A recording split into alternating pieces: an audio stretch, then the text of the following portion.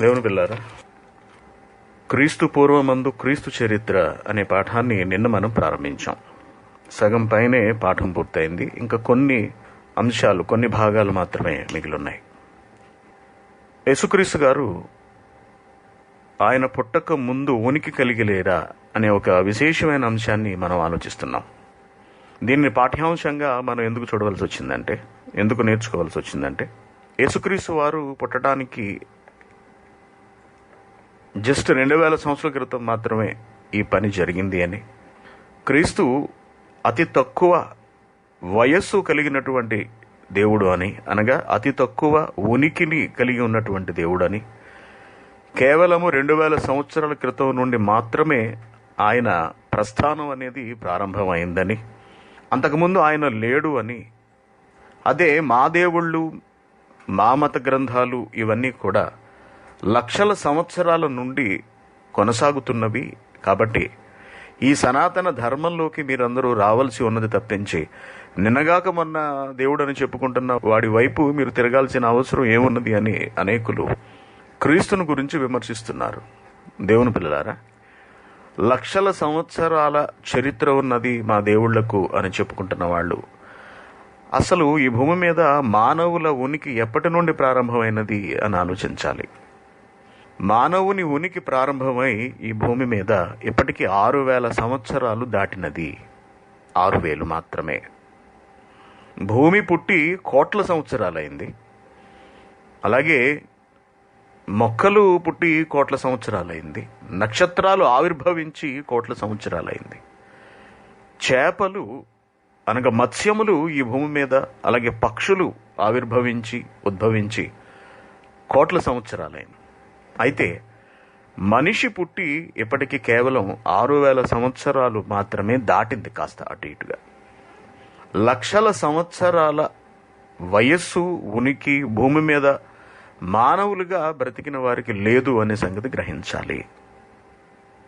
దీన్ని చాలా పెద్ద అంశంగా చూపిస్తూ చాలా చిన్న ఆలోచనతో మాట్లాడుతున్నారు చాలామంది. ఎవరి మత గ్రంథాలను ఎత్తుకోవాల్సిన అవసరం మనకు లేదు. ఎవరిని దూషించవలసినటువంటి అవసరం కూడా మనకు లేదు. మన క్రీస్తు గురించి, మన బైబిల్ గురించి, మన తండ్రి అయిన దేవుడు గురించి చెప్పుకోవడానికే ఆయుష్కాలం సరిపోదు. ఇక మరొకరిని వేలెత్తి చూపించాల్సిన అవసరం మనకి ఎంతమాత్రం లేదు. అయితే అనేకులు నేటి కాలంలో బైబిల్ గ్రంథంలోకి ప్రవేశించడం, క్రీస్తు విలువను తగ్గించడమే పనిగా పెట్టుకుని యేసుక్రీస్తు గారి మీద, క్రైస్తవులు నమ్ముతున్నటువంటి బైబిల్ మీద ఎన్నో ఆరోపణలు చేస్తున్నారు, నిందలు వేస్తున్నారు. భారతదేశంలో విస్తరిస్తున్నటువంటి క్రైస్తవ్యపు ఉద్ధృతిని తట్టుకోవడానికి వాళ్ళు ఇటువంటివన్నీ కూడా లేవనెత్తుతూ తమ వారిని కాపాడుకునే ప్రయత్నం చేస్తున్నారు. అలాగే అనేకులైనటువంటి క్రైస్తవులను అవమానించే పనిలో ఉన్నారు. దేవుని పిల్లలారా, ఇటువంటి పరిస్థితుల్లో మన క్రీస్తు గురించి మనం తెలుసుకోవడం చాలా అవసరం. మనం భారతదేశంలో పుట్టాం కదా అని క్రీస్తు మన దేశంలో ఉన్న వారికి దేవుడు కాదు అని చెప్పడం, ఎక్కడో విదేశాలకు చెందినవాడు అని చెప్పి రకరకాలుగా మాట్లాడడం అనేది ఎంతవరకు సమంజసము అన్నది ప్రతి ఒక్కరూ ఆలోచించాలి.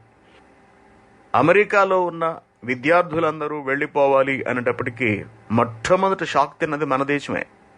కారణం ఏంటంటే, భారతదేశపు విద్యార్థులే అమెరికాలో అధిక శాతం మంది చదువుకుంటున్నారు. H1 వీసాలు అని చెప్పి, H1B1 వీసాలు అని చెప్పి అమెరికా వెళ్ళి అక్కడ ఉండడానికి ఉపయోగపడతాయి. వాటి విషయంలో అమెరికా ప్రెసిడెంట్ ట్రంప్ అనేక నిర్ణయాలు తీసుకున్నప్పుడు చాలామంది భారతీయులు కృంగిపోయారు. ఇదేమిటి ఇలా చేయటం, అది ఇది అని. కొంతమేర క్రైస్తవ దేశముగా పిలువబడుతున్న అమెరికాకు వెళ్ళటానికి ఎందుకంత తాపత్రయం? అమెరికాలో అధిక సంఖ్యాకులు క్రీస్తును అనుసరిస్తున్న వారే కదా. అది ఒక క్రైస్తవ దేశంగా పిలువబడుతున్నది కదా. అక్కడకు వెళ్ళి చదవాల్సిన అవసరం ఏమున్నది? ఈ రోజున వ్యాక్సిన్ ఎక్కడి నుంచి వస్తుందా అని అందరూ ఎదురు చూస్తున్నారు. అమెరికా నుండి ఎప్పుడు వస్తుందా అని అందరూ ఆశపడుతున్నారు. అమెరికా వ్యాక్సిన్ దేనికి? దేశీయ వ్యాక్సిన్ వస్తుంది కదా, ఎలాగో అప్పటి వరకు ఎదురు చూడొచ్చు కదా. అంటే ఇటువంటి విషయాలలో చదువులకు క్రైస్తవ దేశాలు కావాలి, ఉద్యోగాలకు క్రైస్తవ దేశాలు కావాలి, మంచి జీవితాన్ని గడపడానికి క్రైస్తవ దేశాలు కావాలి. క్రైస్తవులు ఆవిష్కరించిన ఎన్నో వస్తువులు ఉపయోగించుకోవాలి. ఒక ఫోన్ కావాలి అంటే క్రైస్తవ దేశం నుంచి రావాలి, ఒక టెక్నాలజీ రావాలి అంటే క్రైస్తవ దేశం నుంచి రావాలి, ఒక విమానం రావాలి అంటే క్రైస్తవ దేశం నుంచి రావాలి. ఇలా ఈ రోజున ప్రపంచవ్యాప్తంగా ఎన్నో దేశాలలో, క్రైస్తవ దేశాలు కానీ ఎన్నో దేశాలలో క్రైస్తవ జ్ఞానులు ఆవిష్కరించినటువంటి ఎన్నో వస్తువులను వాడుకుంటున్నారు. క్రైస్తవ దేశాలలో బ్రతుకుతూ అత్యధిక జీతాలను గడిస్తున్నారు, తమ జీవితాలను చక్కబెట్టుకుంటున్నారు. వాటికి క్రైస్తవ్యం అనే వాసన ఉండదా? కేవలం క్రీస్తు దగ్గరకు వచ్చేటప్పటికి కొత్తవాడు అనే వాసన వస్తుందా? కొత్త దేవుడు భారతదేశానికి చెందినవాడు కాదు అని కొందరు మత ఛాందసవాదులు ఈ రోజున మాట్లాడుతున్నారు. మరి ఈ విషయాన్ని పరిగణలోనికి తీసుకుని ఆ దేవుడిని అనుసరించకూడదు, క్రీస్తుని నమ్మకూడదు, బైబిల్ చదవకూడదు అని చెబుతున్న వాళ్ళు మరి ఆ దేశాలకు వెళుతున్నా, లేకపోతే వెళ్ళి అక్కడ ఉన్నటువంటి ఆ ప్రజలందరినీ కూడా వద్దు క్రైస్తవ దేశంలో ఉండకండి, వెనక్కి వచ్చేసేయండి అని చెప్పొచ్చుగా, అక్కడికి వెళ్ళకండి అని చెప్పొచ్చుగా, ఆ వస్తువులు వాడొద్దు అని బహిష్కరించవచ్చు కదా. ఈ రోజున నేడు చైనా యాప్లను, చైనా వస్తువులను భారతదేశం బహిష్కరించింది ఎన్నిటినో. కారణం చైనా వాళ్ళు మన మీదకు అకారణంగా కాలు దువ్వుతూ మన సైనికులు సంహరించారు అనే ఉద్దేశంతో మనం తిరగబడ్డాం.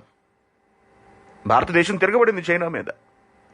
అలాగే ఇప్పుడు క్రైస్తవుల మీద తిరగబడుతున్నారు. క్రైస్తవుల వల్ల మాకేదో అన్యాయం జరిగిపోతుంది, లేకపోతే వాళ్ళ దేశాన్ని మనం ఏదో క్రైస్తవ్యంతో నింపేస్తున్నాము అనే భయంతో చాలా మంది మత ఛాందసవాదులు, అందరి గురించి నేను మాట్లాడుతున్నది. అందరూ అలా ఉన్నారని నేను అనట్లేదు. కొందరు మాత్రం అతివాద ధోరణిని దాటి తీవ్రవాద భావజాలంలోకి వెళుతూ ఎందరో హైందవుల మనస్సులను, క్రైస్తవుల మనస్సులను ఇరువురిని కూడా పాడు చేస్తున్నారు. మరి అటువంటి వారందరూ కూడా విదేశాలలో బ్రతుకుతున్న భారతీయులందరినీ వెనక్కి రప్పించి ఉద్యోగాలు ఇవ్వచ్చు కదా. క్రైస్తవ దేశాలు అందిస్తున్నటువంటి విమానాలు, తయారు చేసిన విమానాలను బహిష్కరించవచ్చు కదా. విమానం తయారు కావాలి అంటే ఒక బోయింగ్ తయారు చేయాలి, లేదా ఒక ఎయిర్ బస్ అనే ఈ 2 కంపెనీలు తయారు చేయాలి ప్రపంచంలో. మరి వాటన్నిటిని బహిష్కరించవచ్చు కదా, టెక్నాలజీని బహిష్కరించవచ్చు కదా. మరి ఆ విషయాలు ఎందుకు జరగట్లేదు? అంటే ఏది అనుకూలంగా ఉంటే దాన్ని అనుసరిస్తారు, ఏది లాభదాయకమో దాన్ని అనుసరిస్తారు, ఏది ఆధ్యాత్మికమో, ఏది ఒక వ్యక్తిని సంపూర్ణంగా మార్చగలదో దానికి మాత్రం మతం పేరు పెట్టి, విదేశీ దేవుడు పేరు పెట్టి దూరం చేయడానికి ప్రయత్నిస్తారు. ఇది ఎంతవరకు సమంజసం? దేవుని పిల్లలారా, ఎవరికి వారు ఆత్మవిమర్శ చేసుకోవలసిన సమయం ఇది. చావు మన మీదకి ఎప్పుడు వస్తుందో తెలియదు. దేవుని మాట లక్ష్య పెట్టని అమెరికా, దేవుని మాటను లక్ష్య పెట్టని, దేవునికి భయపడని అమెరికా ఈ రోజున 1,50,000 చావులకు దగ్గరలో ఉంది. 1,50,000. ఒక్క అమెరికాలోనే ఇంచుమించు 1,00,00,000 కరోనా కేసులు నమోదవుతున్నాయి. ఇది ప్రపంచ ప్రజలందరికీ కూడా గుణపాఠం కావాలి. ప్రపంచ ప్రజలందరికీ కూడా, క్రైస్తవులందరికీ అమెరికాకు తగులుతున్న ప్రతి దెబ్బ గుణపాఠం కావాలి. ఒకవేళ ఆ స్థితి మనకొచ్చేస్తే, మన దేశానికి వస్తే ఏంటి పరిస్థితి? రాకూడదు అనుకుందాం, రాకూడదని మనం అందరం కోరుకుంటున్నాం. కానీ ఒకవేళ వచ్చేస్తే,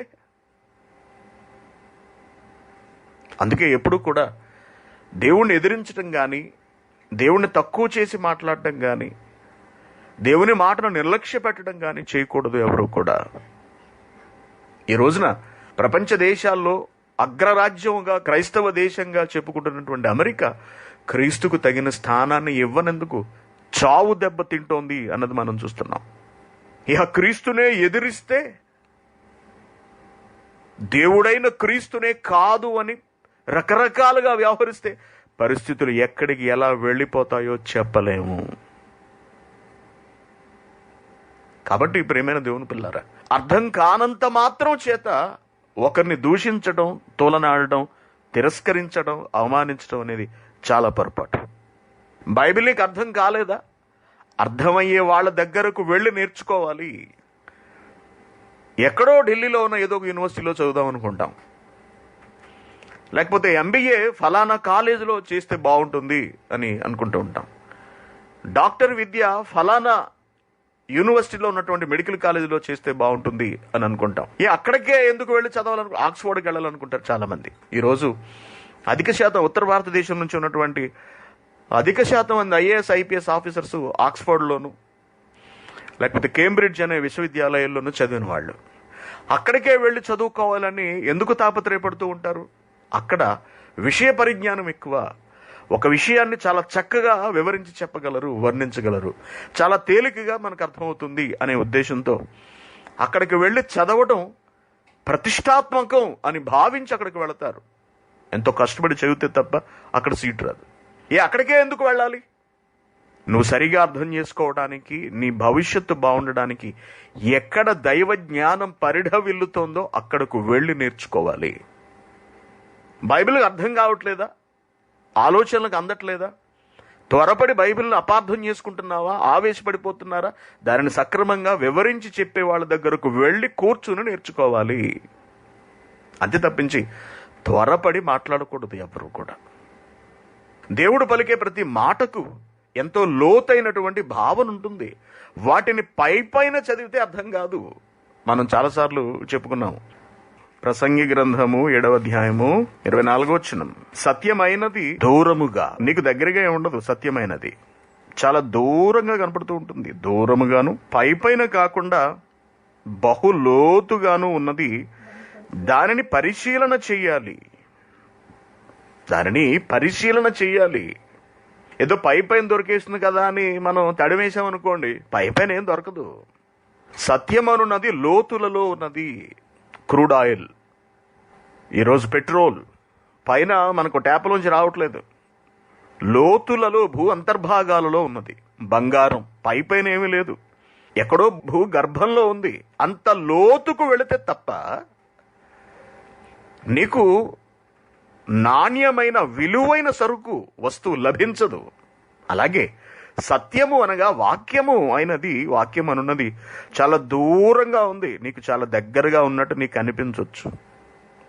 దూరంగా ఉన్నది అందుకోవడం నీకు కష్టం కావచ్చు. అంత దూరం నువ్వు పరుగు పెట్టలేకపోవచ్చు, నడవలేకపోవచ్చు, నీ వలన కాకపోవచ్చు. కానీ ఆ దూరాన్ని కూడా అందుకున్న వాళ్ళు ఉన్నారు. ఇది గమనించవలసిన విషయం.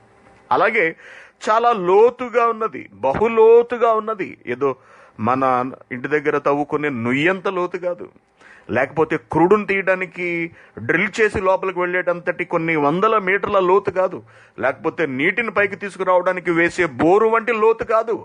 దానిని మించిన లోతులలో ఉంటుంది దేవుని వాక్యం. ఎప్పుడు కూడా కనబడి అక్షరాల్లోనే ఉంటుంది మళ్ళీ, కానీ భావన, దాని ఉద్దేశం, దాని సారాంశము బహు లోతుగా ఉంది.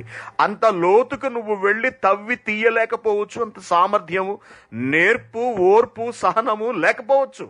కానీ దాన్ని సాధించగలిగే వాళ్ళ దగ్గరకు వెళ్ళి దాని లోతును, దాని దూరాన్ని అందుకునే ప్రయత్నం చేయాలి. అలా చేయటం మానేశారు. బైబిల్ విమర్శించడమే పనిగా పెట్టుకున్నారు, క్రీస్తును విమర్శించడమే పనిగా పెట్టుకున్నారు. దేవుని పిల్లరా, ఇది మంచి పద్ధతి కాదండి. ఇది మంచిది కాదు. దేవుడు సహించడు దీనిని. దేవుడు సహించడు. నీ ధర్మంలో గొప్పతనం ఉంటే దాన్ని చెప్పు. నీ ధర్మంలో గొప్పతనం ఉందా, దానిని వివరించు. హై స్టాండర్డ్లో, అత్యున్నత స్థాయిలో వివరించి చెప్పగలగాలి. ఏ ప్రశ్న వచ్చినా సరే దానికి సమాధానాన్ని చెప్పగలగాలి, వివరించగలగాలి. క్రీస్తును మించిన జ్ఞానము, క్రీస్తును మించినటువంటి మార్గము, క్రీస్తు బోధించినటువంటి ఉత్తమమైన ఆధ్యాత్మిక స్థాయిలను మించి కనుక మరొకటి ఉంటే అది పరలోకానికి చేర్చగలిగేది అనే సాక్ష్యములతో కనుక నిలబడితే దానిని అనుసరించడానికి ఎవరైనా సిద్ధం. ఎవరైనా దానిని నిరూపించి చూపించగలగాలి. యేసుక్రీస్తు లోకరక్షకుడు. ఎలా రక్షిస్తాడు? క్రీస్తు ఒక్కడే రక్షకుడు అంటే యేసుక్రీస్తు ఒక్కడే రక్షకుడు అని మనం ప్రకటించగలం. ఎలా చెప్పగలం? ఒక మనిషిని కాపాడడానికి నీ కొడుకో నీ కూతురో ఎవరో నదిలో కొట్టుకుపోతున్నప్పుడు అవసరమైతే నీ ప్రాణానైనా సరే ధారపోసి వాళ్లను ఒడ్డుకు విసిరేసి నువ్వు ఆ నీటిలో కొట్టుకుపోవడానికైనా సరే సిద్ధపడతావు. అది ఒక తండ్రి లక్షణం. అది తండ్రి మనస్సు. అది తండ్రికి ఉన్నటువంటి ప్రేమ. తన బిడ్డలను కాపాడడానికి ఎంతకైనా సరే తెగించేవాడు తండ్రి. ఆ తండ్రి మనస్సుని పుణికిపుచ్చుకుని, ఆ మనస్సును పుణికిపుచ్చుకుని ఈ లోకంలోనికి ప్రవేశించి ఆత్మలను రక్షించిన వాడే క్రీస్తు. ప్రజల కొరకు ప్రాణం పెట్టి చూపించిన వాడు ఎవరు కనిపిస్తారు చరిత్రలో? ఎవరు కనపడతారు? ఒకే ఒక్కడు, ఆయనే యేసుక్రీస్తు గారు. అందుకే అంత ధైర్యంగా క్రీస్తుని నమ్మండి అని మనం ప్రకటిస్తాం. ఎందుకంటే నమ్మదగిన కారణాలు కోకొల్లలుగా కనపడుతూ ఉంటాయి. విమర్శించడానికి, ఎత్తి చూపించడానికి, అవమానించడానికి కనపడే అంశాలు చాలా తక్కువ. కాబట్టి మూలల్లోకి దూరి అనవసరమైనటువంటి విషయాలను బయటకి లాగి లేవనెత్తి అబాసు పాలవుతూ ఉంటారు నేటి మత ఛాందస్వాదులు. దేవుని పిల్లలారా, క్రీస్తు వేసిన మార్గము కన్నా సర్వోత్తమ మార్గమే కనుక ఇతర ధర్మాలలో ఉన్నదా? దాన్ని అనుసరించడానికి ఎవరైనా సరే రెడీ. ఎందుకంటే మనకు కావలసింది దైవ సాన్నిధ్యం, మోక్షము, పరమాత్ముని చెంతకు చేరటము. అది క్రీస్తు ద్వారా లభిస్తున్నది. నేను పంపిస్తున్నాను సాక్షాత్తు దేవుడే చెప్పాడు. కాబట్టి నిర్మోహమాటంగా, మరొక అనుమానం లేకుండా, అభ్యంతరములు లేకుండా మనం అనుసరిస్తున్నాము. ఆ ధైర్యం ఉంది. ఆ ధైర్యం బైబిల్లో ఇతరులకు తప్పుగా అనిపించినది ఏదైనా సరే వివరించి చెప్పగలిగే సామర్థ్యము, సమాధానము మనకు బైబిల్ నుండి లభిస్తుంది. అదే ఎవరో నమ్ముకున్నటువంటి గ్రంథాలను, అనగా మనలను విమర్శిస్తున్నటువంటి ఛాందసవాదుల గ్రంథాలను కనుక మనం విప్పి చదివి వాటి గురించి మాట్లాడవలసిన అవసరం లేదు. అంటే మన గురించి మాట్లాడుతున్నారు కాబట్టి ఈ మాట చెప్పాల్సి వస్తుంది. వాటిని వివరించి మాట్లాడుకుంటూ వెళితేనండి చాలా చాలా అభ్యంతరకరంగా, వినడానికి కూడా చాలా ఇబ్బందిగా అనిపిస్తాయి. కాబట్టి ప్రియమైన దేవుని పిల్లారా, అనేకులు క్రైస్తవులుగా మారిపోతున్నారు అనే బాధను వాళ్ళు ఎదురు తిప్పడానికి, క్రైస్తవులను అణిచివేయడానికి లేదా వారిని అవమానించడానికి క్రీస్తును చెడ్డవాడిగా, ఒక వ్యభిచారిగా, లేకపోతే ఒక అసమర్థుడిగా చూపించటం, లేకపోతే క్రీస్తు నిన్నగాక మొన్న పుట్టినవాడు, మరొక దేశానికి చెందినవాడు, ఆయన నమ్ముకోవాల్సిన అవసరం లేదు, భారతదేశ ప్రజలకు ఆయనకి ఎటువంటి సంబంధం లేదు, ఇటువంటి మాటలు చెప్పడం అనేవి కూడా మనం వింటున్నాం. ఆ క్రమంలో ఒకటి క్రీస్తు ఉనికిని గురించి లేవనెత్తినటువంటి అనుమానాలు, క్రీస్తు నిన్న మొన్నటి వాడు అని చెప్పినటువంటి మాటలు. దేవుని పిల్లారా, క్రీస్తు నిన్న మొన్నటి వాడా అని మనం పరిశీలించినప్పుడు చాలా ఆసక్తికరమైనటువంటి సంగతులు మనకు బైబిల్ నుంచి కనపడుతున్నాయి. దేవుడు తన మాటను ఈ ప్రపంచానికి, తన బిడ్డలకు తెలియచేయటానికి అనేక విధానాలను ఉపయోగించాడు అని మనం చాలాసార్లు బైబిల్లో నేర్చుకున్నాం. తండ్రి అయినటువంటి దేవుడు తానే ఏనాడు నేరుగా భూమి మీదకు వచ్చి తన బిడ్డలతో మాట్లాడినది లేదు. ఎప్పుడు కూడా జ్ఞాపకం ఉంచుకోండి. ఆ పనిని నెరవేర్చడానికి ఎందరో ఉన్నారు తండ్రి అయిన దేవునికి. తన పిల్లలైన మానవులతో నేరుగా వచ్చి మాట్లాడవలసినంతటి అవసరం ఆయనకు లేదు. దానిని జరిగించడానికి ఎందరో ఉన్నారు. మన మేనేజర్ ఉన్నాడు, లేదా మన సూపర్వైజర్ ఉన్నాడు. చేతి ఏదైనా పట్టుకెళ్తున్నాడు అనుకోండి, ఆఫీసులో ఒక 10-15 ఫైల్స్ ఆయన ఒక్కడే మోసుకుంటూ వెళ్తున్నాడు అనుకోండి, అరే వెళ్ళవండి నేను పట్టుకుంటాను, మనం గబగబా ఎదురెళ్ళి వాటిని తీసుకుని పట్టుకెళ్ళి ఆయన టేబుల్ మీద పెడతాం. ఎందుకు? ఆయన మన పై ఉద్యోగి. దానిని ఆయన చేసుకోవాల్సిన అవసరం లేదు. దాన్ని చేయడానికి ఎందరో ఆఫీస్ బాయ్లు ఉన్నారు. అయితే ఆఫీస్ బాయ్ లేడు కాబట్టి సమయానికి ఆ దారిలో మనం వెళుతున్నాం కాబట్టి గబగబా తీసుకువెళ్ళి అక్కడ పెడతాం. ఇప్పుడు మా కంపెనీలో ప్రస్తుతానికి ఆఫీస్ బాయ్లు ఎవ్వరూ లేరండి. మా కంపెనీ 3 ఫ్లోర్లో ఉంటుంది. 5వ ఫ్లోరు, 9, 10 ఫ్లోర్లో. ఈ ఫ్లోర్స్లో ఫైల్స్ అన్ని తిరుగుతుంటాయి అనమాట. కొన్ని మా దగ్గర ప్రాసెస్ అవుతాయి, మరికొన్ని 9వ ఫ్లోర్లో ప్రాసెస్ అవుతాయి, మరికొన్ని 10th ఫ్లోర్లో ప్రాసెస్ అవుతాయి. గతంలో ఆఫీస్ బాయ్లు ఫైల్స్ పట్టుకుని తిరిగేవారు అన్ని ఫ్లోర్లకి కూడా. ఫోన్ చేసే వాళ్ళు వచ్చి ఎప్పటికప్పుడు తీసుకెళ్తున్నారు. ఇప్పుడు ఆఫీసు బాయ్లకు అవకాశం లేదు కాబట్టి ఇప్పుడు ఎవడి పని వాడు చేసుకోవాల్సి వస్తుంది. మేనేజరు వాడే తన ఫైల్స్ పట్టుకుని వెళ్తున్నాడు. మేమే మా ఫైల్స్ పట్టుకుని ఆ ఫ్లోర్ ఈ ఫ్లోర్ తిరుగుతున్నాం. ఎవరి పని వాళ్ళు చేసుకోవాలి. ఇప్పుడు జిఎం పట్టుకుని వెళ్తాడు అనుకోండి, మేనేజర్ చూస్తే ఏమంటాడు, అరే ఇలావండి మీరు పట్టుకెళ్తున్నారంటే నేను తీసుకెళ్తానని చెప్పి తీసుకెళ్ళి అక్కడ పెడతాడు. ఆయన వెళ్ళవలసిన అవసరం లేదు. ఇది చాలా చిన్న విషయం, మనందరికీ తెలిసిందే. మన తండ్రి ఏదైనా పని చేస్తాడు అనుకోండి, బిడ్డలంగా మనం వెంటనే కలుగు చేసుకుంటున్నాం. నాకు చెప్పండి, నేనున్నాను కదా, నేను చేస్తాను అని. దేవుని పిల్లారా, తండ్రి అయిన దేవుని స్థాయి ఎంతటిదో ఇప్పుడు మీరు ఆలోచించండి. ఆయన మహామహుడు, దేవదేవుడు, మహాశక్తివంతుడు. ఆయన స్థాయిని మనం అసలు వర్ణింపజాలము. మన బ్రతుకు సరిపోదు, మన భాష సరిపోదు, మన జ్ఞానం అందదు ఆయన గురించి మనం మాట్లాడుకోవటానికి. అటువంటి దేవుడు భూమి మీద నిర్మించిన నరులతో మాట్లాడడానికి నేరుగా దిగి రావాల్సిన అవసరం లేదు, రాలేదు కూడా. ఎప్పుడు చాలా మంది క్రైస్తవులకు ఈ మాట వింటే కొంచెం ఇబ్బందిగా అనిపించవచ్చేమో, ఎందుకంటే పాత నిబంధన కాలంలో చాలాసార్లు దేవుడు నేరుగా మాట్లాడినట్టు ఉన్నది కదండి అని. పాత నిబంధనలో దేవుడు దిగి వచ్చి మాట్లాడినట్టుగా ఉన్నటువంటి సందర్భాలన్నీ కూడా ఆ కార్యక్రమమును లేదా ఆ పనిని ఎవరో ఒకరి చేత దేవుడు నిర్వర్తించాడు. కొన్ని సందర్భాలలో దేవదూతలు, మరికొన్ని సందర్భాలలో ఆయన బిడ్డలైనటువంటి క్రీస్తు పరిశుద్ధాత్మలు నిర్వర్తించారు. అలా అనేక సందర్భాలలో అత్యంత కీలకమైనటువంటి విషయాలు చెప్పాల్సి వచ్చినప్పుడు నేరుగా వాక్యమైన క్రీస్తే రంగ ప్రవేశం చేశారు. అంతకుముందు అనేక సందర్భాలలో అనేక విధాలుగా దేవుడు తన పిల్లలతో మాట్లాడాడు. భూమి మీద ఉన్నటువంటి మనుషులతో అనేక విధములుగా. అదే హెబ్రీయులకు రాసిన పత్రిక 1వ అధ్యాయం 1వ వచనం మనం చూసాం. పూర్వకాలమందు నానా సమయములలోనూ నానా విధములుగాను ప్రవక్తల ద్వారా పితరులతో మాట్లాడిన దేవుడు, చూడండి, నానా సమయములలో నానా విధములుగా అనేక విధాల రూపంలో తాను అందించవలసిన సమాచారాన్ని అందించాడు తండ్రి అయిన దేవుడు. పూర్వకాలమందు నానా సమయములలోను నానా విధములుగాను ప్రవక్తల ద్వారా మన పితరులతో మాట్లాడిన దేవుడు అనేక విధాలుగా మాట్లాడాడు. దేవుని పిల్లలారా, ఇలా మాట్లాడిన వాళ్ళలో, ఇలా మాట్లాడడానికి ఉపయోగించినటువంటి శక్తులలో క్రీస్తు కూడా ఉన్నాడు. అంటే దాన్ని బట్టి మనకి ఏమర్థమవుతోంది? కేవలం మానవ శరీర ఆకారంతో వచ్చినప్పటి నుండి మాత్రమే కాకుండా దానికి ముందు కాలం నుంచే యేసుక్రీస్తు గారు ఉన్నారనే సంగతి మనకు అర్థమవుతుంది.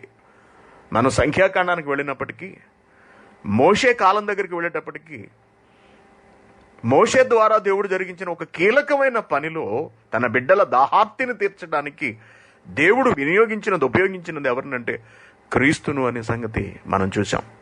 మనం చూసినటువంటి ఆ వచనం, బండతో మాట్లాడు అని తండ్రి అయిన దేవుడు చెప్పడము, మోషే వెళ్లి దాన్ని కొట్టడము, దాని నుండి నీరు ప్రవహించడము, విస్తారమైన సముద్రం అంతటి నీరు రావడం, అన్ని లక్షల మంది తాగి సంతృప్తి చెందడాన్ని మనం గమనిస్తాం.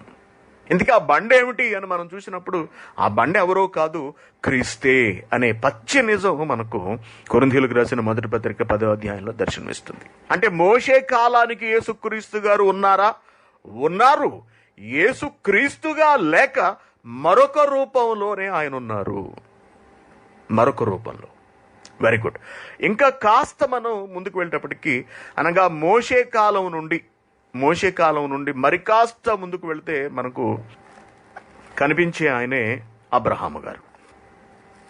ఏమండి? అబ్రహాము గారు. యేసుక్రీస్తు గారు చెప్పిన మాటలు బట్టి మనకి ఏమర్థమైందంటే, నేను అబ్రహాము పుట్టక మునుపే ఉన్నాను అన్నాడు. అబ్రహాం పుట్టక ముందు ఉన్నవాడు అబ్రహాం ఉన్నప్పుడు ఉన్నాడా? అబ్రహాం ఉన్నప్పుడు కూడా ఉన్నాడు.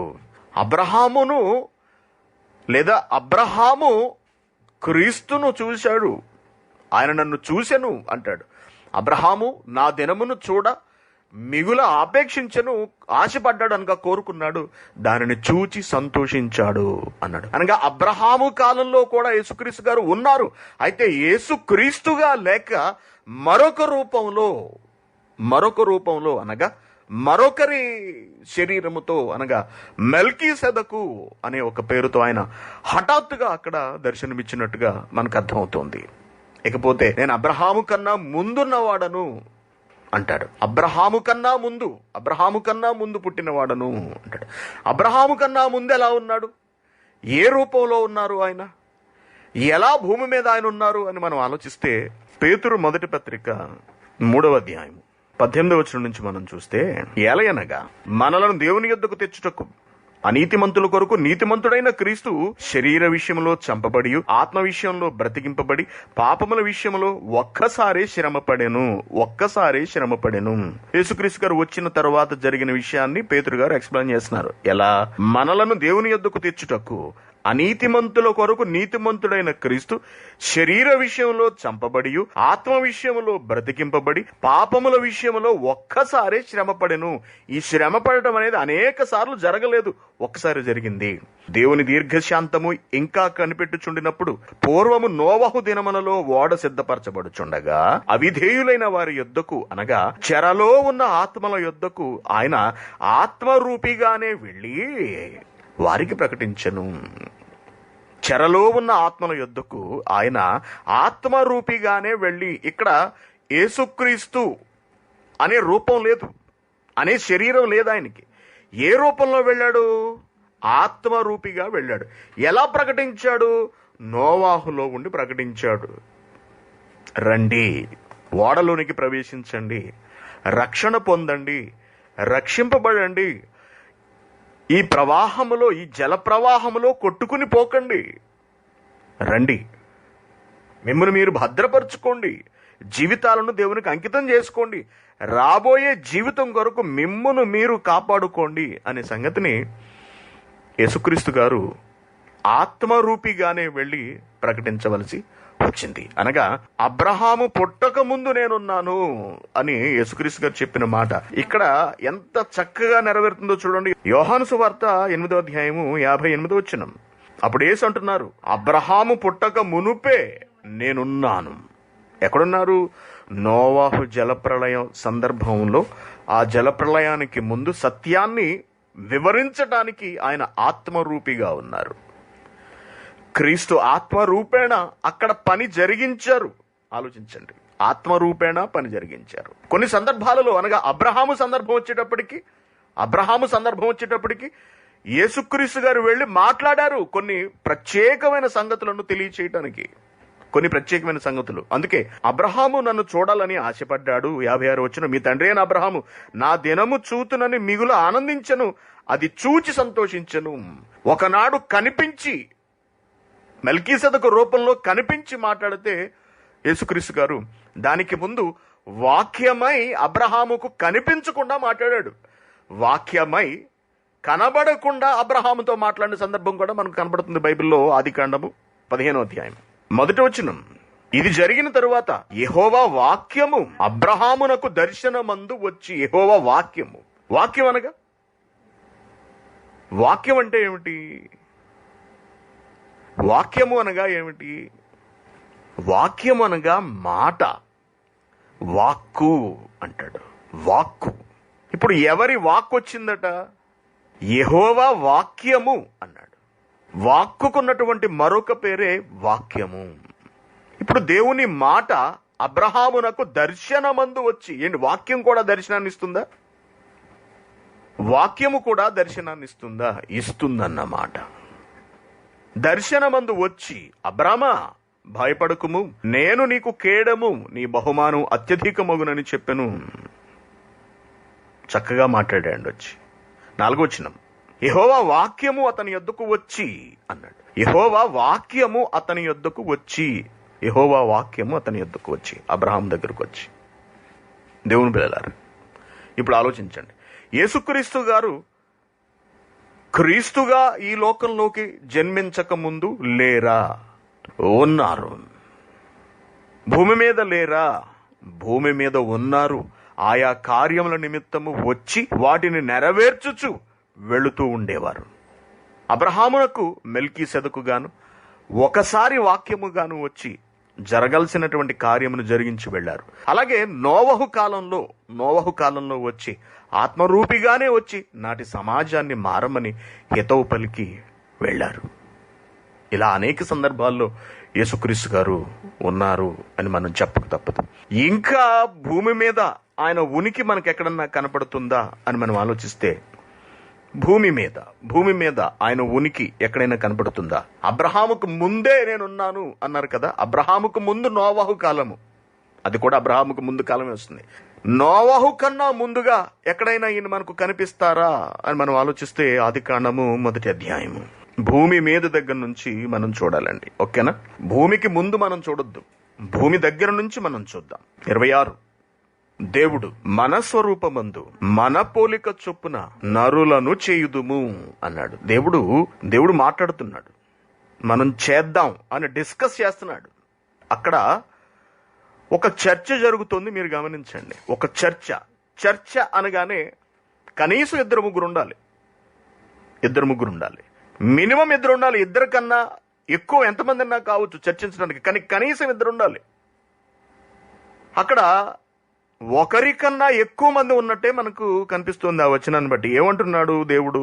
మన స్వరూపము, మన అనే పదాన్ని ప్రయోగించాడు. మన స్వరూపమందు మన పోలిక చొప్పున నరులను చేద్దాము. ఇది ఎప్పటి మాట? భూమి నిర్మితం అయిన తర్వాత మాట్లాడుతున్నటువంటి మాట. దేనికి సంబంధించిన విషయం గురించి మాట్లాడుతున్నటువంటి మాట? నరులను చేసే విషయాన్ని గురించి మాట్లాడుతున్నటువంటి మాట.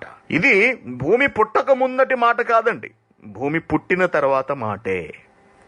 నరులు అనగా భూమికి పరిపూర్ణమైన ఆకృతి తీసుకువచ్చి నరులు బ్రతకడానికి కావలసిన సమస్త వనరులను కూడా భూమిలో ఉంచిన తరువాత మాట్లాడుతున్న మాట. తండ్రి అయిన దేవుడు మాట్లాడుతున్న మాట. మన పోలిక చొప్పున మన అన్నాడు. అంటే ఇంకా అక్కడ తండ్రి అయిన దేవునితో పాటు ఎవరున్నట్టు?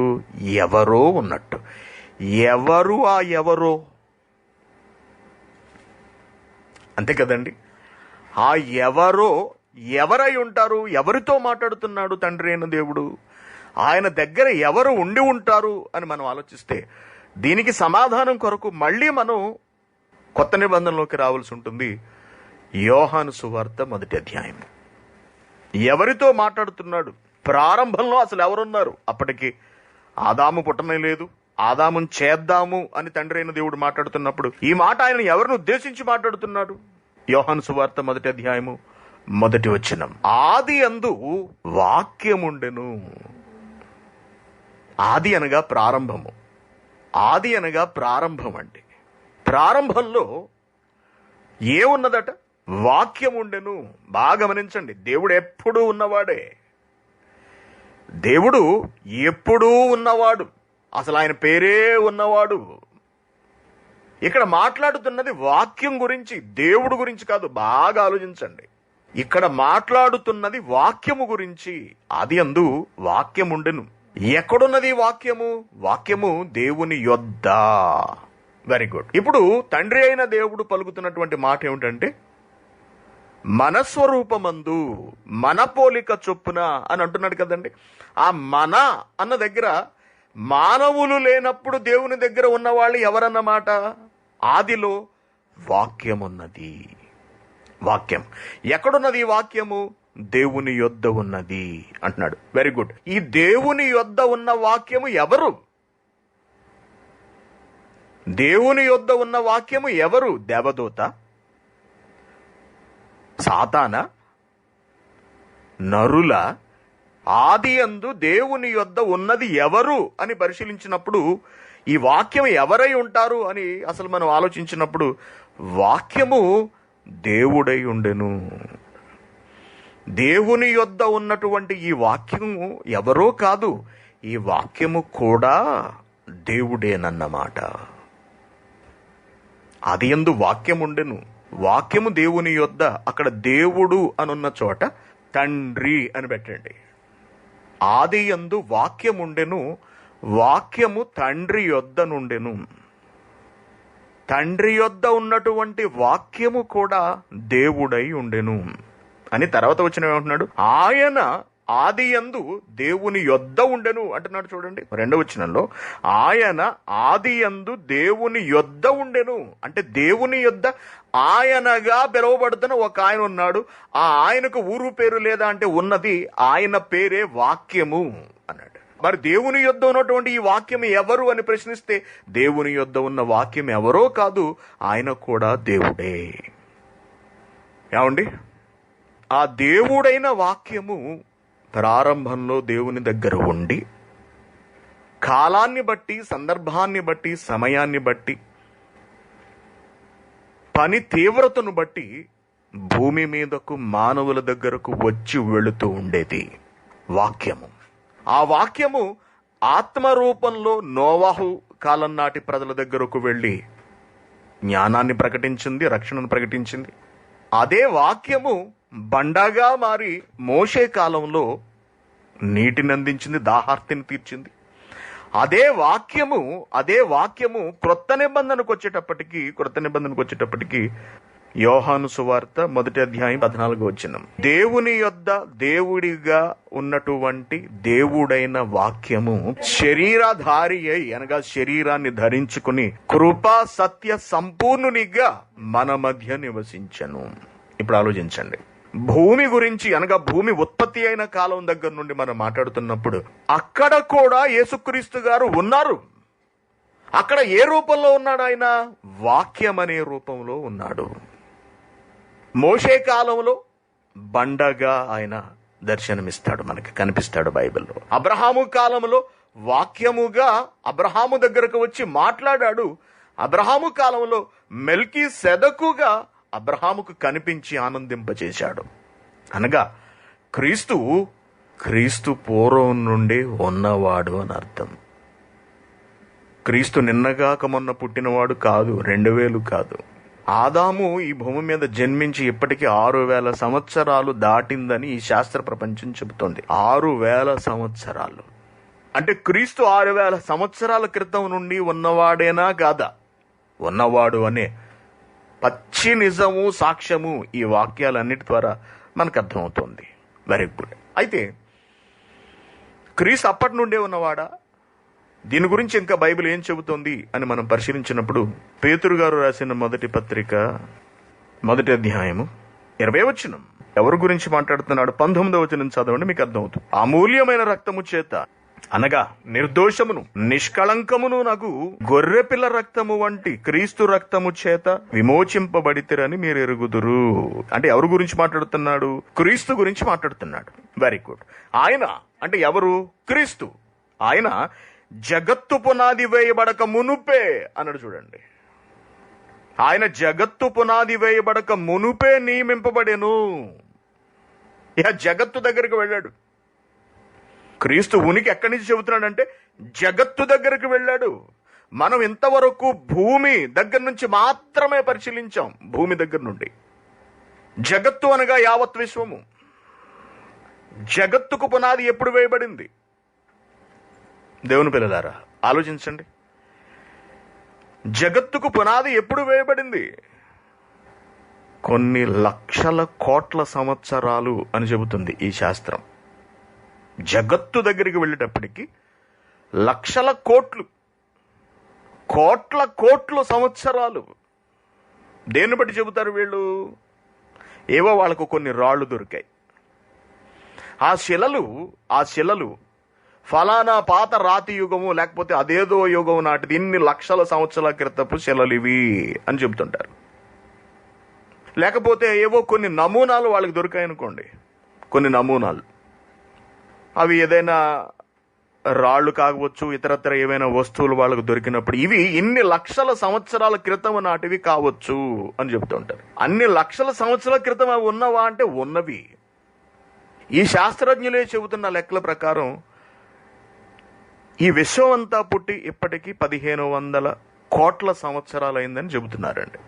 ఈ విశ్వం అంతా పుట్టి ఇప్పటికీ 1500 కోట్ల సంవత్సరాలు. 1500 కోట్లు, 100 కోట్లు, 1 కోటి కాదు, 15 కోట్లు కాదు, 1500 కోట్ల సంవత్సరాలు పైగా అన్నేళ్ళు అయిందట. మరి విశ్వం పుట్టి అన్నేళ్ళు అయితే ఓకేనండి, విశ్వం పుట్టి అన్నేళ్ళు అయితే అసలు విశ్వాన్ని కలిగించింది ఎవరు? అంటే కలిగించడానికి ఎవరో, విశ్వాన్ని కలిగించడానికి ఎవరో దాని ముందు నుంచి ఉన్నారన్నమాట. అంతే కదండి. టీవీ తయారు చేయాలంటే ముందు మనిషి ఉండాలి కదా. టీవీ తయారు చేయాలంటే ముందు మనిషి ఉండాలి. కారు తయారు చేయాలంటే ముందు మనిషి ఉండాలి. మనిషి లేకుండా కారు ఎలా తయారైంది? అలాగే విశ్వం పుట్టి 1500 కోట్లు అంటే దానిని చేసిన వాడు దానికి ముందు నుంచే ఎప్పటి నుంచో ఉన్నాడన్నమాట. అదే చెబుతున్నాడు ఇక్కడ. ఆయన జగత్తు పునాది వేయబడక మునుపే పుట్టలేదు. జగత్తు పునాది వేయబడక మునుపు నియమింపబడెను అంటున్నాడు. చూడండి, నియమింపబడ్డాడు. పోనీ జగత్తు పునాది వేసి 1500 కోట్ల సంవత్సరాలు అయింది అనుకుంటే ఆయన అంతకు ముందు రోజు పుట్టినవాడు కాడు.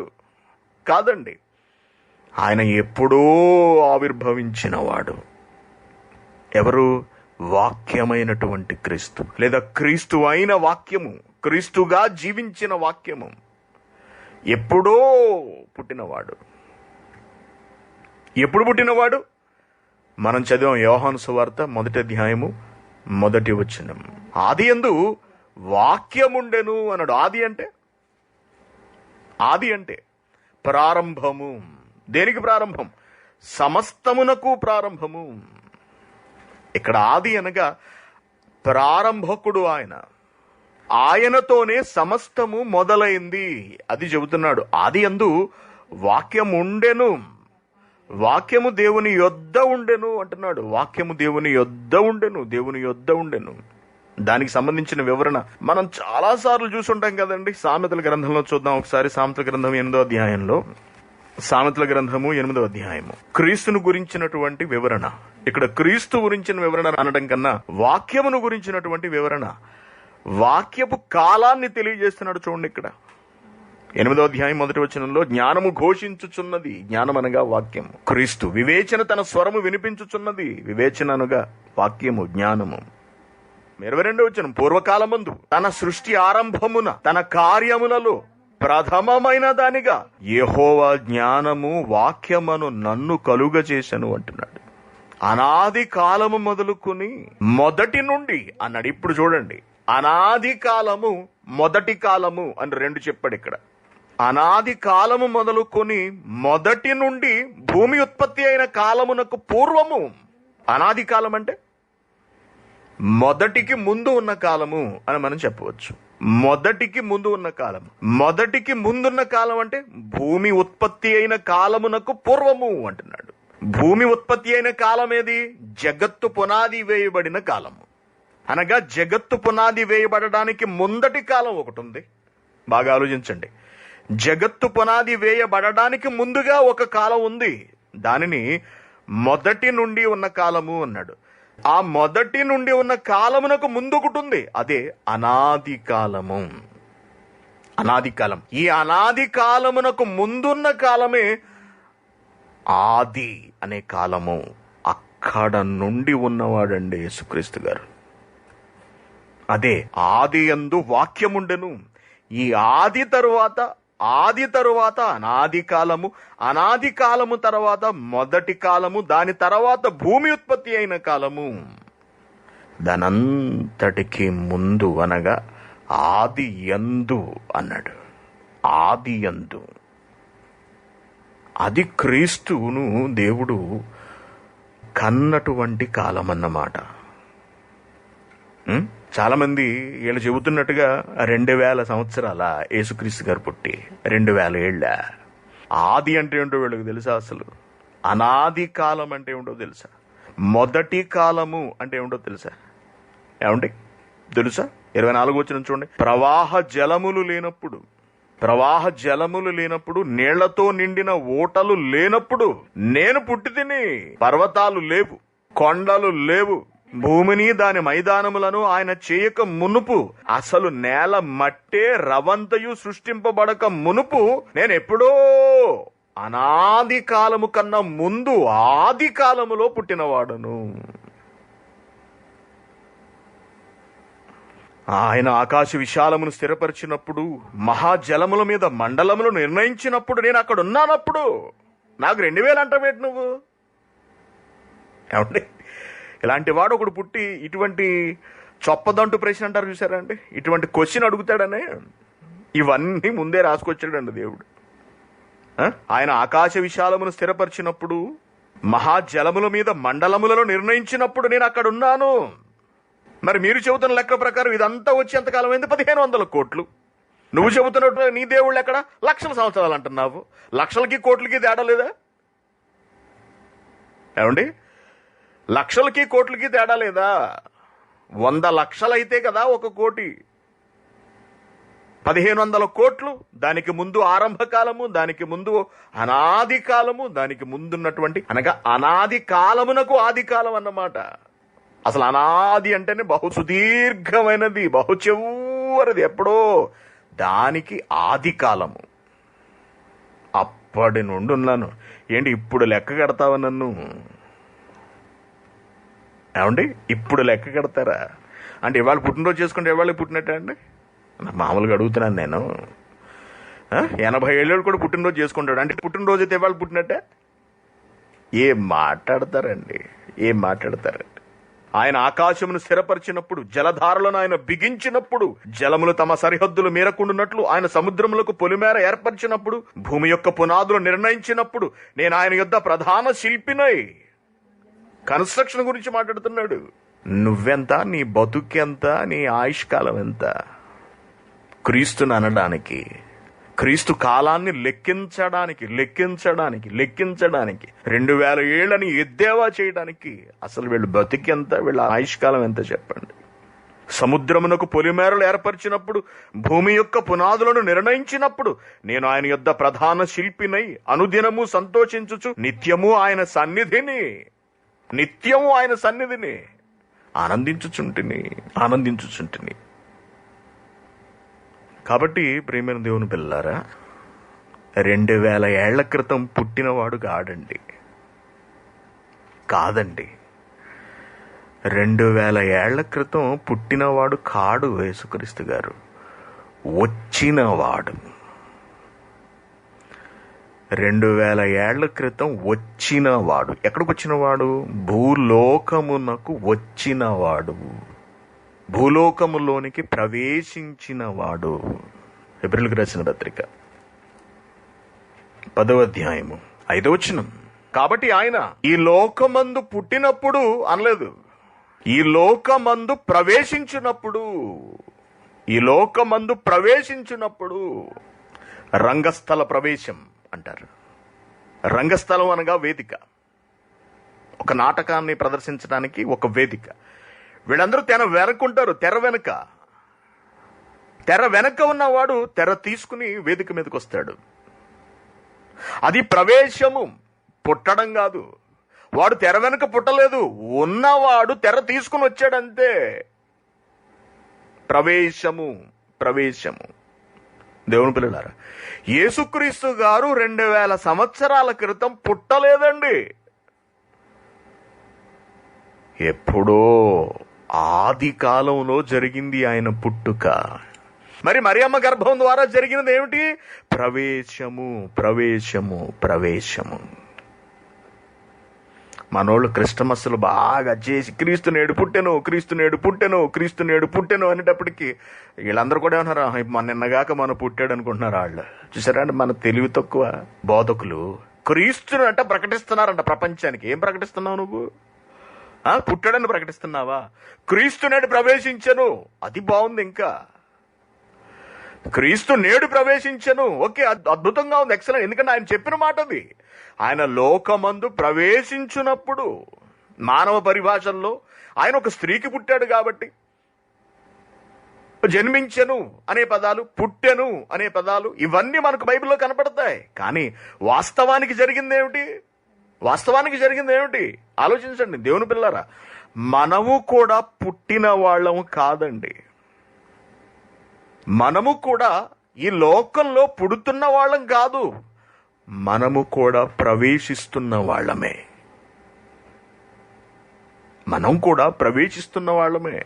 క్రీస్తు ఎలా తండ్రి నుండి బయటకు ప్రవేశించాడో, ఆత్మగా ప్రవేశించి అనేక పనులు ఏ విధంగా జరిగించారో ఆయన, చివరిగా తల్లి గర్భం ద్వారా ఒక మానవ ఆకారంతో ఈ లోకంలోకి ఎలా ప్రవేశించాడో, మనము కూడా తండ్రి అయిన దేవుని నుండే నేరుగా ఆదాములోకి ప్రవేశించి అక్కడ నుండి ఒకరి నుండి మరొకరిని, తాత ముత్తాతలను దాటుకుని మన తండ్రిలోకి వెళ్ళి, తండ్రిలోంచి తల్లిలోకి వెళ్ళి, తల్లిలో 9 నెలలుండి మనం ఈ లోకములోనికి ప్రవేశిస్తున్నాము.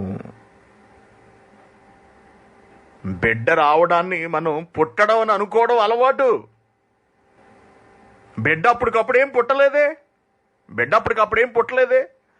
వాడున్నాడు. ఎక్కడున్నాడు? అమ్మ గర్భంలో ఉన్నాడు.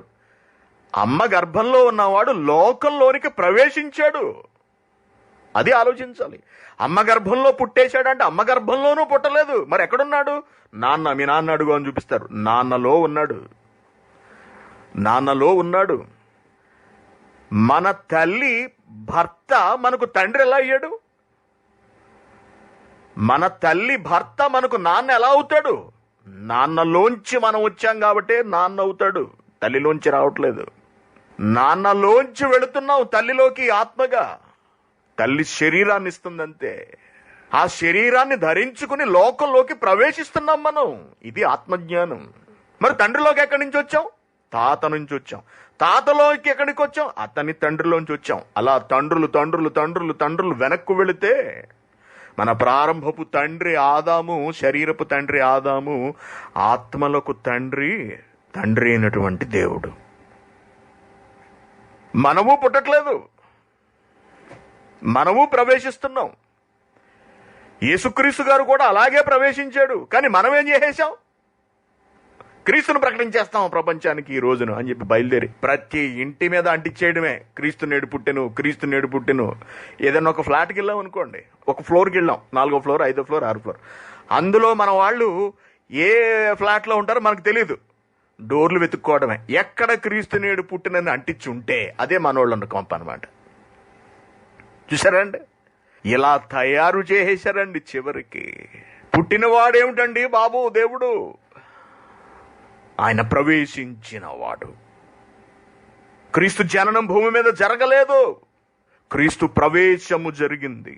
క్రీస్తు జననము తండ్రి దగ్గర జరిగింది. అక్కడ ఆది యందు జన్మించిన వాడు, ఉద్భవించిన వాడు, తండ్రి నుండి వెలువడిన వాడు. ప్రకృతి క్రమములో తండ్రి యొద్ద ఉండి ప్రధాన శిల్పిగా ఆయన పనిచేశాడు. ప్రకృతి ఆవిర్భవించిన తర్వాత నోవహు జలప్రళయ కాలములో ఆత్మరూపిగానే వెళ్లి వాక్యాన్ని ప్రకటించాడు. నోవహు తదనంతరం అబ్రహాము పుట్టిన తర్వాత అబ్రహాముకు వాక్య రూపంలో దర్శనమిచ్చి మాట్లాడాడు. తర్వాత మెల్కీసెదకుగా మానవ ఆకారంలో వచ్చి అబ్రహాముకు కనిపించి అబ్రహామును సంతోషపరిచాడు. తదనంతర కాలంలో బండగా మారి మోషే ద్వారా సమాజానికి, ప్రజలకు, ఇశ్రాయేలు ప్రజలకు నీళ్ళిప్పించాడు. ఇలాగా అనేక బరువైన కార్యక్రమములు క్రీస్తు చేస్తూ తన ఉనికిని ఎప్పటికప్పుడు చాటుకుంటూ వెళ్లారు. అదంతా మనకి బైబిల్ గ్రంథంలో లిఖింపబడి ఉన్నది. చివరిగా ఆయన మానవ ఆకారాన్ని ధరించుకుని మనలను కాపాడడానికి మరియమ్మ గర్భం ద్వారా ఈ లోకములో మన పరిభాషలో పుట్టాడు. బైబిల్ పరిభాషలో ప్రవేశించాడు. ఆత్మ పరిభాషలో.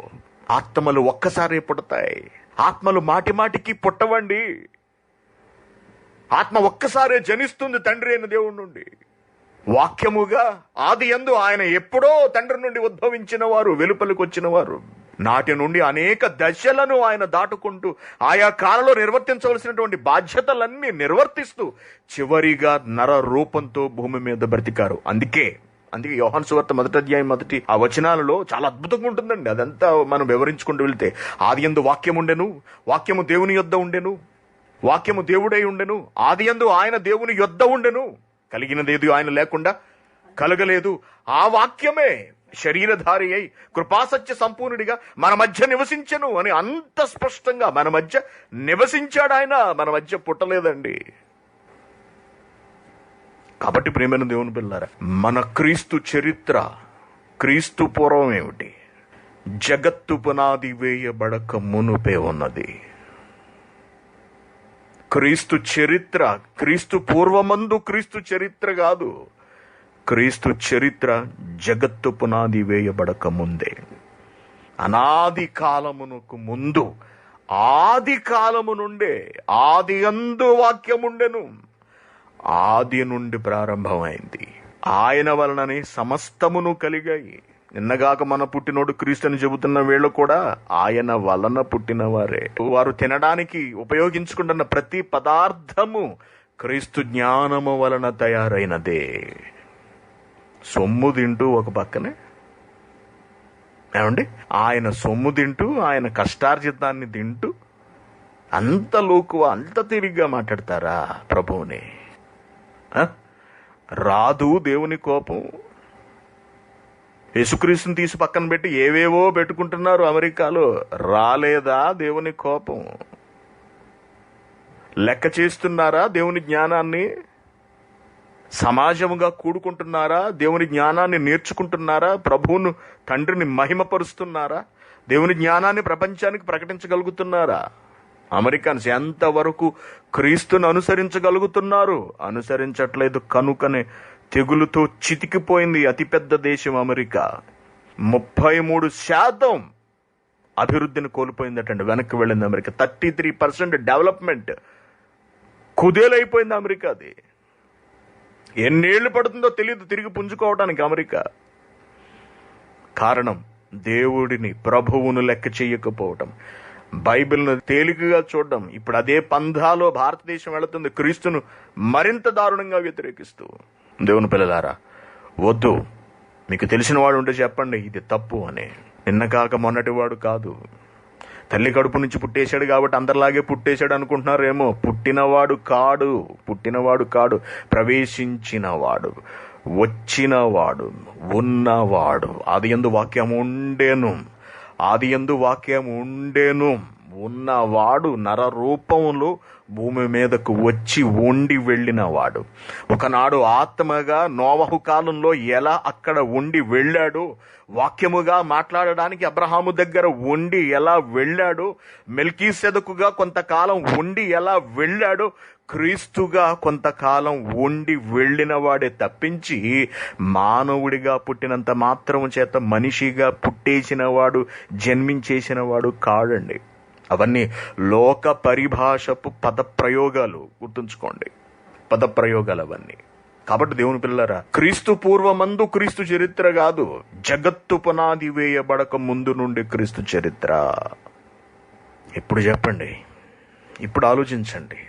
ఇంతగా మన కొరకు ఆలోచించి తండ్రి అయిన దేవుడు, ఒక పక్కన యేసుక్రీస్తు గారు, మరొక పక్కన పరిశుద్ధాత్మ గారు ఎన్ని కార్యక్రమములు మన కొరకు జరిగిస్తున్నారే నేటికి. మనల్ని బ్రతికించడం కొరకు, మనలను పోషించడం కొరకు, మనలను ఆదరించడం కొరకు, మనలను తన దగ్గరకు చేర్చుకోవడం కొరకు, అందరూ తమ దగ్గరకు చేర్చుకోవడం కొరకు ఈ ముగ్గురు ప్రయాసపడుచున్నారే. తండ్రి అయిన దేవునిది ప్రణాళిక అయితే, ఆలోచన అయితే, సంకల్పం అయితే, కార్యాచరణ యేసుక్రీస్తు గారిది అని మనం చూసాం. క్రీస్తు దాన్ని అమలు చేశాడే, మన కొరకు రక్తం పెట్టాడే. పరిశుద్ధాత్మ గారు మనలో ఉండి మనల్ని నడిపిస్తున్నారే జీవితకాలం అంతా. ఇంతమంది వీళ్ళు ముగ్గురు మన కొరకు ఆలోచించి తపన పడుతూ ప్రయాసపడుతుంటే మనల్ని బ్రతికించడానికి మనం ఎవరి కొరకు బ్రతుకుతున్నాం?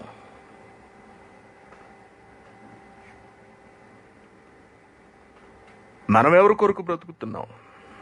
రేపు చస్తే మన చరిత్ర ఏమిటి?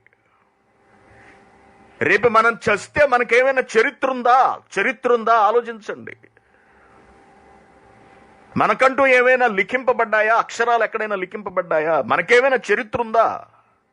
ఏం చెప్పుకుంటుంది ఈ ప్రపంచం మన గురించి? ఏం చెప్పుకోవాలి ఈ ప్రపంచం? క్రీస్తు గురించి ఎలా చెప్పుకున్నాం చూడండి. అబ్రహాము గురించి ఎలా చెప్పుకున్నాం చూడండి. మోషే గురించి ఎలా చెప్పుకున్నాం. భక్తుల గురించి నేడు ఎలా చెప్పుకుంటున్నాం మనం. మన ఆత్మీయ తండ్రి గారి గురించి ఎలా చెప్పుకుంటున్నాం మనం. మన గురించి ఎవరు చెప్పుకోగలరు? మనకంటూ ఏమున్నది చరిత్ర? ఏం చేయగలుగుతున్నాం మనం దేవుని కొరకు?